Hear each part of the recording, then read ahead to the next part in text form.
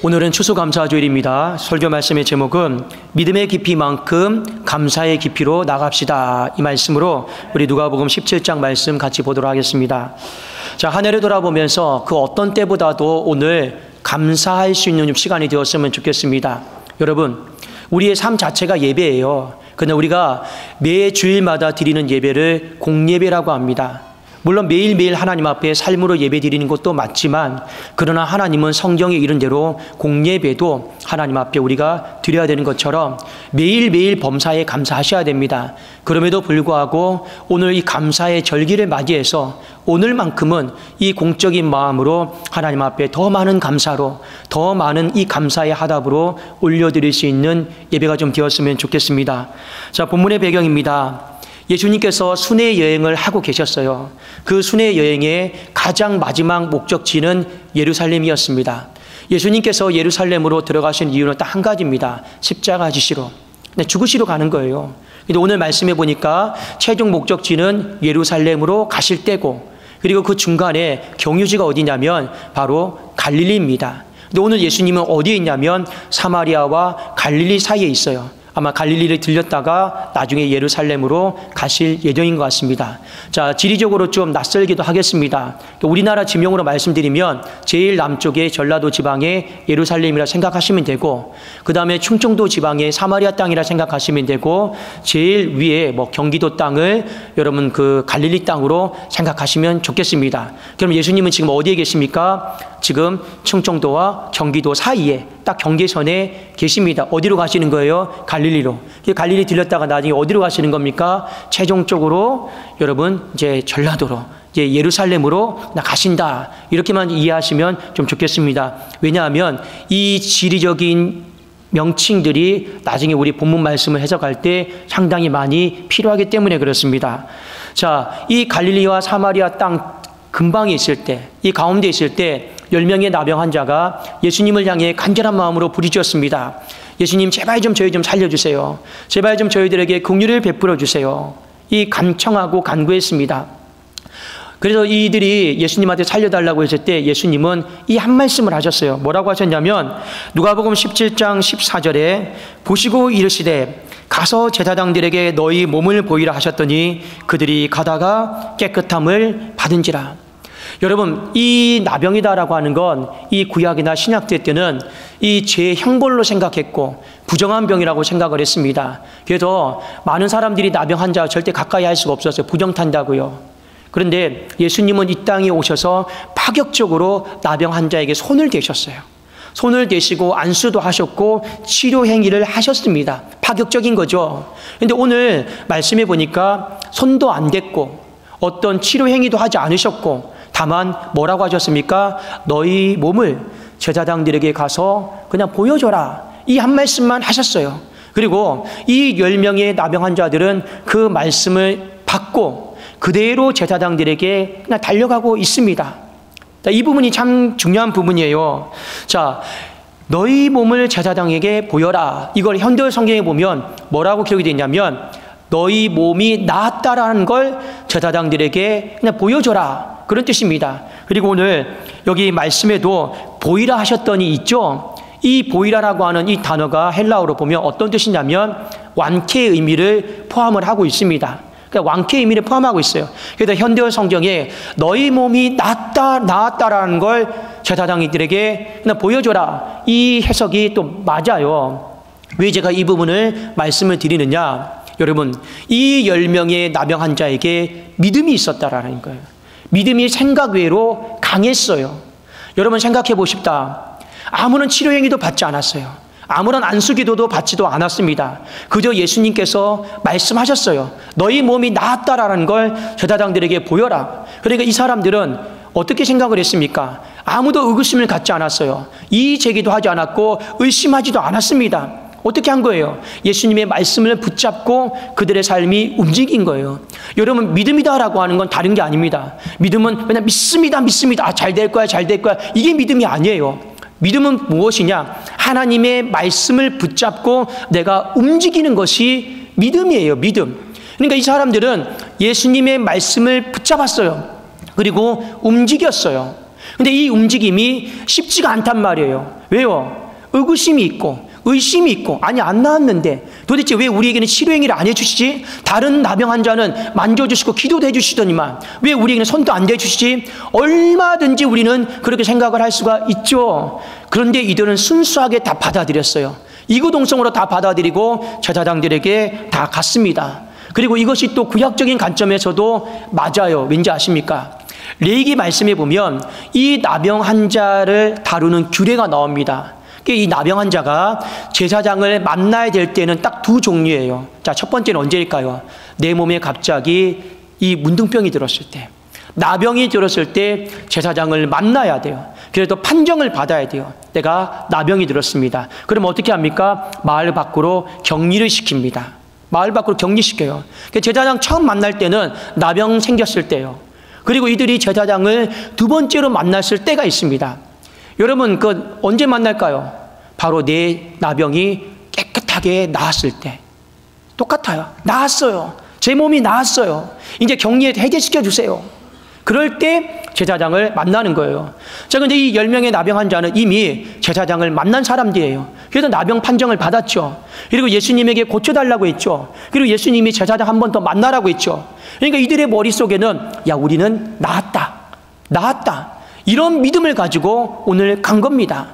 여러분, 내 병이 더 나았는지 안 나았는지 확인하려고 가는 게 아니에요. 내 병이 깊어졌는지 이런 마음으로 제사장 만나는 거 아닙니다. 두 번째 만남은 무엇입니까? 나았을 때만 제사장 만날 수가 있는 거예요. 그러니 이들의 마음에는 어떤 마음일까요? 소망의 마음으로, 행복한 마음으로, 기쁜 마음으로 제사장들을 만나러 가는 겁니다. 지금은 당장 내 몸이 안 나았죠. 내 몸이 여전히 나병이 있죠. 그럼에도 불구하고 가면서 나을 거야. 최소한 언제까지는 나을 거예요? 제사장을 만나기 직전까지는 내 이 나병이 다 나을 거야 라고 하는 이 마음과 믿음을 가지고 오늘 제사장들에게 갑니다. 어찌되었든 간에 이 10명의 공통점이 있어요. 그들은 믿음이 굉장히 깊은 사람들이었습니다. 중간에 장면이 전환이 됩니다. 갑자기 가다가 내 몸이 다 나았다라고 하는 것을 10명이 똑같이 경험을 합니다. 그런데 여기서 1대9로 갈려요. 이 1대9의 의미는 무엇이냐? 한 사람은 예수님께 돌아와서 감사의 고백을 했고, 이 9명은 그대로 제사장들에게 갔다라고 하는 것입니다. 자, 여러분, 왜 똑같이 믿음이 좋은 사람들이 이렇게 1대9로 갈릴까요? 무엇에 갈렸습니까? 감사하는 이 부분에 있어서 갈린 겁니다. 오늘 말씀의 핵심은 그거예요. 왜 똑같이 믿음이 있는데, 똑같이 믿음이 깊은데 왜 감사에 있어서는 1대9로 갈리느냐? 이걸 놓고 우리의 신앙을 되돌아보라는 거예요. 우리의 신앙을 점검해 보라라는 겁니다. 여기에는 여러분 크게 두 가지로 우리가 해석을 할 수가 있습니다. 자, 첫 번째는 무엇이냐면 감사의 타이밍 문제예요. 이 한 명은 이 감사의 타이밍에 대해서 절박했다라는 겁니다. 간절했다라는 거예요. 감사의 타이밍요. 여러분, 왜 이게 중요하냐? 11절 말씀 다시 한번 띄워주시겠습니까? 자, 누가복음 17장 11절입니다. 자, 우리 같이 한번 읽어볼까요? 시작. 예수께서 예루살렘으로 가실 때 사마리아와 갈릴리 사이로 지나가시다가, 자, 아까도 제가 말씀드렸지만 예수님의 현재 위치는 서 계신 곳은 갈릴리와 사마리아 딱 사이입니다. 자, 예수님은 최종 목적지가 어디예요? 예루살렘이에요. 유대 땅입니다. 그리고 또 중간 목적지는 어디입니까? 그 북쪽에 있는 갈릴리 땅이에요. 그런데 왜 이 땅의 이름이 중요하냐? 여러분, 사마리아 땅은 이 예루살렘과 이 갈릴리 땅 사이에 딱 있어요. 오도 가도 못하게, 꼼짝 못하게, 아래에서도 감시하고 위에서도 감시하는 그런 여러분 모양새를 갖추고 있습니다. 왜 그러느냐? BC 722년에 이 북이스라엘이 아수르로부터 멸망을 했습니다. 그런데 이 사람들이 똑같이 이스라엘의 혈통들이에요. 멸망을 하면서 다 신앙을 다 배신하고 던져버렸어요. 그리고 어떻게 했느냐? 이방인들과 혼혈을 맺었습니다. 그리고 신앙을 다 버리고 혼혈을 맺으면서 그들이 낳은 자녀들이 바로 사마리아인들이에요. 그러니까 혼혈인들이에요. 그런데 남쪽에 있던 유대 백성들이 그 북이스라엘의 혼혈인들, 사마리아인들을 보면서 굉장히 여러분 비판했습니다. 너희들은 믿음을 저버린 사람들이다. 신앙을 팔아먹은 사람들이다. 너희들은 더 이상 하나님의 자녀가 아니다. 그러면서 그때부터요, 담을 쌓고 살았고, 나름대로 사마리아 사람들은 죄책감과 죄의식과, 그래 우리가 믿음을 저버린, 내 아버지 어머니는 믿음을 저버린 사람들이야, 부끄러워서 창피로도 고개도 못 들고 그냥 그 땅에서 갇혀서 산 거예요. 그러니까 아래로도 못 내려가고 위로도 못 올라가요. 여러분, 다른 땅 밟으면 돌 맞아 죽습니다. 왜요? 부정한 사람이 땅 밟았다고요. 땅을 더럽혔다고요. 근데 오늘 이 한 명의 나은 사마리아 사람이에요. 이 한 명의 나은 사마리아 사람이 100번을 생각하고 1000번을 생각해도 지금 내가 주님 앞에 가서 감사하지 않으면 주님께 감사하다라고 인사할 수 있는 시간이 없겠다라는 거예요. 왠지 아십니까? 예루살렘으로 들어가시면 내가 그 땅을 밟을 수 있어요, 없어요? 못 밟잖아요. 예수님이 갈릴리로 가세요. 그 땅도 내가 밟을 수 있어요, 없어요? 그냥 없어요. 근데 이렇게 생각해도 저렇게 생각해도 예수님의 최종 행선지는 사마리아는 없어요. 다 유대 땅입니다. 그러니까 물리적으로 내가 다 낫고 난 뒤에 예수님을 찾아가서 감사 인사를 드린다, 이건 100번을 생각하고 1000번을 생각해도 있을 수가 없는 일이에요.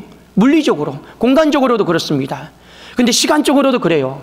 여러분, 이 나병 환자가 제사장에게 찾아가면 다 보이죠. 내 몸이 나았습니다. 그러면 다 나았네? 가서 살아. 이러는 게 아니에요. 이 구약의 레위기 말씀에 보면 어떻게 하느냐? 또 2번에 걸쳐서 만나야 돼요. 이 첫 번째는 언제입니까? 제 몸이 나았습니다. 어디 보자. 나았네? 그러면 잠깐 좀 기다려봐. 그리고 일주일 뒤에 8일째 되는 날에 또 2차로 한 번 더 만나야 돼요. 진짜 나았는지, 일시적으로 나았는지. 그러니까요, 여러분, 제사장에게 가서 소요되는 시간이 며칠이 걸립니까? 최소한 가장 빨리 만난다고 해도 8일이 걸리는 거예요. 그럼 그 8일 사이 예수님 어디에 있습니까? 이미 예루살렘으로 가셔서 십자가 지고 죽으셨어요. 안 계시는 거예요. 그러니 이 사마리아 사람 한 사람은 뭘 생각하는 거예요? 시간적으로 생각해도, 이 물리적인 어떤 환경들을 생각해도 지금 내가 예수님 앞에 은혜를 입은 것에 대해 감사합니다, 감사합니다, 감사합니다 말하지 않는다라면 나는 평생 주님 앞에 감사할 수 있다, 감사합니다라고 말할 시간 자체가 없다라고 하는 걸 깨달은 거예요. 그만큼 이 사람은 감사의 타이밍에 대해서 절박한 마음을, 간절한 마음을 가지고 있다 하는 것을 우리에게 보여주고 있습니다. 그것이 나머지 9명의 사람과 큰 차이 아니겠습니까? 여러분, 우리가 인생을 살아가면서 몇 가지 타이밍이 있어요. 타이밍, 그 순간, 우리가 중요하게 지켜야 될 순간이 있습니다. 사람들이 가장 중요하게 여기는 타이밍, 사과의 타이밍입니다. 서로 싸웠어요. 내가 잘못했습니다. 사과의 타이밍이 참 중요해요. 부부간에도 중요하고요, 교회 안에서도 중요합니다. 그런데 많은 사람들이 사과의 타이밍을 다 놓쳐버려요. 그래서 아무것도 아닌 일을 가지고 묵어놨다가 쌓아놨다가 나중에는요, 인사도 안 하고 쳐다보지도 않는 사람들이 부지기수입니다. 예수님이 뭐라 말씀하셨습니까? 화날 수도 있다, 분노할 수도 있다. 근데 그 분을 마귀가 틈타지 못하게 하루를 넘기지 말라고 했어요. 사과도 하루 안에 다 끝내시면 서로 여러분 아무것도 아닌 거예요. 그런데 내가 뭘 잘못했는데, 저쪽이 더 잘못하지 않았냐, 내가 왜 먼저 손을 내밀어야 되는데, 왜 맨날 나만 양보해야 되는데, 이거 여러분 생각하다가 타이밍 다 놓쳐버리는 거예요. 그래서 뭘 여러분 놓치는 거예요? 사과할 타이밍 놓치는 거예요. 그래도 인생 살다가 돌아보면 아무것도 아닌 일 가운데 그냥 목숨 걸고 사람 잃어버리는, 그냥 여러분 소중한 사람 잃어버린 사람들이 얼마나 많은지 몰라요. 여러분, 판사들이요, 이 가정법원에서 이혼하는 사람들 오잖아요. 그럼 판사들이 한결같이 하는 말이 그거예요. 이거 이혼감도 아닌데, 이거 이혼감도 아닌데. 그냥 그들이 봤을 때 그래요. 그런데 이거 당사자 입장에서는요, 정말 아무것도 아닌 문제 가지고 묵어놨다가 묵혀놨다가 어떻게 되는 거예요? 나중에는요, 눈덩이처럼 커져요. 대부분 보면 타이밍 놓친 거예요. 조금만 더 먼저 내가 잘못했다고, 내가 미안하다고, 이 한마디면 다 넘어갈 일을, 그렇게 우리는 타이밍을 놓칩니다. 또 하나 인생이 중요하게 생각하는 타이밍이 있습니다. 여러분, 무슨 타이밍일까요? 효도의 타이밍입니다. 여러분, 효도의 타이밍은 언제일까요? 효도의 타이밍은 언제일까요? 부모님 살아계실 때입니다. 그게 효도의 타이밍이에요. 여러분, 성경에는요, 다 돌아가시고 나서 제사상 차리고 뭐 음식 차리고 다 부질없는 행위다라고 그래요. 여러분, 효도의 타이밍이 살아계실 때라는 거 성경에만 말하는 게 아닙니다. 동서양을 막론해서 모든 경전들이 다 나온 말들이에요. 효도의 가장 큰 타이밍은 부모님 살아계실 때다. 죽고 난 뒤에 전화하고 상처를 놓고 그게 무슨 의미가 있냐? 이 동서양을 다 막론에 사는 말이에요. 그래도 여러분, 자용양이 친부대라는 여러분 성화 아십니까? 자식은 부모님에게 효도하고자 하지만 부모가 기다려주지 않는 거예요. 왜요? 타이밍을 여러분 놓치지 말라라는 겁니다. 자식은 정말 부모에게 봉양하고 잘해주려고 하는데 부모는 안 계세요. 떠나버리셨어요. 이거 성경에서 이야기하는 게 아닙니다. 세상에 여러분 그냥 경전에서 얘기하는 거예요. 그 효도의 타이밍 놓치지 마시라. 놓치지 마시라. 여러분, 뭐 청년들은 남녀간에도 마찬가지죠. 남녀간에도 중요한 게 뭡니까? 고백의 타이밍이에요. 내가 정말 저 사람 좋으면 뭐 해야 되는 거예요? 용기를 갖고 먼저 고백해야 되는 거예요. 근데 다 타이밍 놓치더라고요. 그러다가 사랑하는 사람, 다른 사람하고 사는 사람들 저는 많이 봤습니다. 다 타이밍 놓쳐서 그러는 거예요. 자, 인간이 중요하게 여기는 몇 가지 타이밍들입니다. 뭘까요? 바로 여러분 사과, 그 다음에 효도, 또 뭐가 있습니까? 어떤 고백들.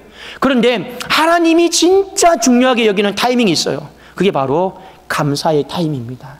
근데 많은 사람들이 감사의 타이밍에 대해서는 가볍게 생각해요. 대수롭지 않게 생각해요. 그런데 감사해야 될 사람들이 많이 가볍게 생각합니다. 근데 감사를 받는 사람은요, 저 사람이 나에게 분명히 은혜를 입었는데, 도움을 입었는데 감사하지 않잖아요. 그럼 여러분 마음 솔직히 어떻습니까? 서운한 거예요. 서운한 거예요. 이 감사의 타이밍은 희한해요. 감사를 마땅히 해야 되는 사람은 대수롭지 않게 생각해. 나중에 하지. 나중에 하지. 타이밍 자체가 없어요. 근데 또 감사를 마땅히 받아야 되는 사람은 희한하게 저 사람 나에게 감사하지 않으면 굉장히 또 서운해요. 그게 여러분 인생사더라고요. 근데 여러 가지 타이밍이 있지만 하나님이 가장 또 중요하게 여기시는 타이밍이 바로 감사의 타이밍이다라는 거예요. 오늘 이 한 사람은 이 감사의 타이밍에 대해서 간절했습니다. 절박했습니다. 그러니까 몸이 주님께로 돌아와서 감사한 거고, 나머지 9은 절박한 마음 자체가 없는 거예요. 그러니 어떻게 하는 거예요? 제사장에게 끝까지 가는 것 아니겠습니까? 두 번째, 왜 1대9로 갈렸을까? 분명합니다. 받는 것에만 익숙해서 그래요. 9명에 대한 이야기입니다. 이 9명은 문맥상 보면 유대인들을 향한 말씀입니다. 유대인들은 이미 수천 년 전부터 구약시대 때부터 하나님 앞에 받은 게 너무 많은 사람들이에요. 성경에 보면 로마서 9장 4절에 보면 이렇게 기록이 되어 있습니다. 자, 한번 우리 같이 한번 읽어보실까요? 로마서 9장 4절입니다. 시작. 그들은 이스라엘 사람이라. 그들에게는 양자됨과 영광과 언약들과 율법을 세우신 것과 예배와 약속들이 있고, 자, 그들은 이스라엘 사람들이라. 유대인들을 향한 말씀입니다. 그들에게 무엇이 있습니까? 오늘 말씀해 보니 양자됨. 하나님이 이미 수천 년 전에 자녀 삼아줬어요. 너는 내 아들이다. 내 딸이다. 그러니까 자녀 삼아준 하나님이 책임지고 보호해 주는 거예요. 이미 그 속에도 얼마나 여러분 받은 게 많겠습니까? 뒤에 보면 영광. 이 영광이다라고 하는 것은 하나님의 그들의 인생길 가운데 동행해 주시는 거예요. 낮에는 구름 기둥으로, 밤에는 불 기둥으로 하나님이 덥지 않도록, 춥지 않도록 그들의 삶 자체를 목자로서 인도해 주시는 그게 영광이에요. 출애굽의 영광. 뒤에 또 뭐가 나옵니까? 언약들과 율법들. 이 언약과 율법은 하나님의 말씀을 말합니다. 여러분, 우리가 기계도 있잖아요. 사용 설명서대로 사용을 하면 오래 쓰잖아요. 그렇죠? 내 인생에 유익해지잖아요. 하나님의 말씀이 뭡니까? 내 생명이 오래 지속되도록, 지탱되도록 유지시켜주는 것이 하나님의 말씀이에요. 사람이 여러분 탐심 부리지 않고 이생과 안목과 이 정욕 가운데 사로잡히지 않고 말씀대로 살면요, 무슨 스트레스 받을 일이 있겠습니까? 말씀대로 살면 내 안에 무슨 염려가 있고 걱정이 있겠습니까? 문제는 말씀대로 안 살려고 하는 게 문제 아니겠습니까? 근데 이들에게는 이미 수천 년 전부터 하나님이 말씀의 설계도를, 생명의 설계도를 주셨어요. 뒤에 또 뭐가 있습니까? 예배와 약속들이 있고, 예배 잘 드려라. 예배 잘 드려라. 예배 드리면 하나님께 너의 인생을 복되게 하신다. 그래도 그들은 예배에 목숨을 걸었던 사람들입니다. 예배 드렸을 때 하나님이 은혜 가운데 복복해 주신 축복들이 어마어마하게 많아요. 그래도 실제로 유대인들이 가장 똑똑합니다. 전 세계에서 미국의 여러분 금융가를 다 쥐고 있습니다. 똑똑하니까 돈을 많이 벌어요. 그만큼 하나님 앞에 받은 것들이 많은 사람들이에요. 많은 사람들입니다. 자, 이 사람들은 오래전부터 받는 것에 익숙한 사람들이에요. 자, 그런데 오늘 나병을 입었습니다. 하나님이 고쳐줬어요. 그 받는 걸 어떻게 생각했을까요? 이미 받았던 것에 하나 더 덧붙여서 받은 것 정도로 생각한 거예요. 가볍게 생각한 거죠. 반면에 이 사마리아 사람은 받는 것에 익숙한 사람이 아니에요. BC 여러분 722년부터 지금 여러분 신약시대에 이르기까지 거의 1000년의 시간이 되겠죠. 그렇죠? 이 시기까지 이들은 멸시와 천대와 부끄러움과 수치 속에서 거들떠 보지도 않은 속에서 그냥 살아온 사람들이에요. 그러니까 이 사람이 받았던 느낌과 이 9명이 받은 느낌은 차원이 다른 거예요. 한 사람은 받았던 것에 또 받은 것 뿐이에요. 이 한 사람은 뭡니까? 어찌 감히 나 같은 인생에게도 은혜를 베풀어 주시는가? 어찌 나 같은 인생이 이런 은총을 받을 수 있을까? 그 받는 것이요, 너무 감격스럽고 행복한 거예요. 이 나머지 9명은 뭡니까? 받은 것에 대한 감흥도 없고 감격도 없고 감동도 아무것도 없어요. 왜요? 늘 받아왔던 것에 하나 더 받은 것 뿐이니까요. 그래서 성경의 로마서 1장 22절에 보면 이들을 향해서 받는 것에 너무 익숙한 이들을 향해서 성경이 경고하고 있습니다. 뭐라고 경고하고 있느냐? 하나님을 알되 하나님을 영화롭게도 아니하며 감사하지도 아니하고 오히려 그 생각이 허망하여지며 미련한 마음이 어두워졌다. 받는 것에 너무 익숙하다 보니까 하나님 앞에 영광 돌리지도 않아요. 마땅히 감사해야 됨에도 불구하고 감사하지도 않아요. 오히려 그 생각이 허망하였어요. 귀한 것을 귀하게 여길 줄도 모른다라는 거예요. 그러니 자기 살 길만 찾아서 가는 인생, 그게 누구라고요? 유대인들, 믿음이 있는 사람들, 받는 것에 너무나도 익숙한 사람들이었습니다. 여러분, 오늘 이 말씀을 통해서 저와 여러분은 좀 어떤 사람입니까? 하나님 앞에 받는 것에 익숙한 사람입니까? 아니면 이 받은 것을 다시 갚는 것에 익숙한 사람이냐라는 거예요. 우리가 어떠한 삶을 사는 것이 마땅할까요? 받는 것에요? 은혜를 받는 것에 익숙한 삶을 살면 안 되십니다. 진짜 우리가 익숙해야 될 삶은 무엇인지 아십니까? 받은 것을 다시 갚는 것에 익숙한 사람이 돼야 되는 거예요.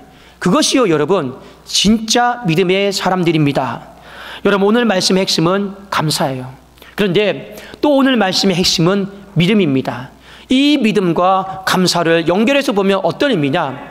믿음의 깊이가 있다라면 감사의 깊이도 있어야 된다. 이것이 오늘 말씀의 주된 교훈입니다. 제가 소대에도 말씀드렸지만 10명은 전부 다 믿음의 깊이가 있는 사람들이에요. 저는 제가 많이 나병에 걸려서 예수님이 제 몸에 안수해 주지 않고 기도해 주지 않았다라면 제사장에게 가서 보여라, 의심이 참 많이 들었을 것 같아요. 의구심이 참 많이 들었을 거예요. 왜 다른 나병 환자들은 안수해 주고 기도해 줬는데 왜 나에게는 기도도 안 해주고 왜 나에게는 그렇게 치료 행위도 안 해주면서 말로만 그냥 가서 보여라. 여러분, 의심 안 되겠습니까? 근데 이들은 하나님의 말씀인 줄로 알고 그 말씀을 붙잡고 움직인 거예요. 여러분, 이 믿음이 절대 약한 믿음이 아닙니다. 낫지도 않았는데 나을 줄로 믿고 행복하게 움직인 거예요. 이 믿음은 대단한 믿음입니다. 근데 문제는 뭐냐? 믿음의 깊이는 있는데 감사의 깊이가 없다라는 게 문제죠. 이 부분이 성경에서 참 중요합니다. 야고보서 말씀에 보면 나는 믿음이 있노라 하는데 행함이 없는 사람이 있어요. 어떤 사람이 추위에 헐벗고 있습니다. 옷 줘야죠. 배고파하고 있습니다. 먹을 거 사줘야죠. 여러분, 목말라하고 있습니다. 냉수 한 그릇이라도 줘야죠. 그게 여러분 믿음의 삶을 살아가는 자들의 마땅한 모습 아니겠습니까? 그렇죠? 그런데 나는 믿음이 있다. 나는 믿음이 굳건하다, 강하다 하면서 행함이 없어요. 순종이 없는 사람들이 너무나도 그 시대에 많았어요. 그래서 성경은 뭐라고 얘기하고 있습니까? 영혼 없는 몸이 죽은 것 같이 행함이 없는 믿음은 죽은 믿음이라는 거예요. 그러니까 뭡니까? 나는 믿음이 있다. 내 믿음은 세다, 강하다. 근데 하나님 보시기엔 어떤 믿음입니까? 진짜 그래도 믿음의 깊이 있어. 근데 죽은 믿음이라는 거죠. 행함이 없으니까. 감사도 똑같습니다. 나는 다 믿음이 있다. 그런데 뭐가 없는 거예요? 감사의 깊이는 다 팔아먹고 어디다 두고 오고 아무것도 없는 거예요. 그것이 뭡니까? 영혼 없는 몸이 죽은 것 같이 행함이 없는 믿음이 죽은 것이다. 영혼 없는 몸이 죽은 것 같이 이 감사의 깊이가 없는 것도 죽은 믿음이다라는 거예요. 하나님은 오늘 이 부분에 대해서 말씀을 하고 있습니다. 그런데 마지막에 예수님의 탄식이 들리십니까? 나머지 9은 어디에 있느냐? 나머지 9은 도대체 어디에 있느냐? 예수님의 탄식의 탄식. 이 한 명은 주님께로 돌아왔어요. 멀리 서 있었습니다. 멀리 서 있는 믿음이었어요. 근데 감사로 주님 앞에 가까이 나왔어요. 여러분 인생 가운데 나는 믿음이 있는데 감사에 인색한 사람이 되면 안 돼요.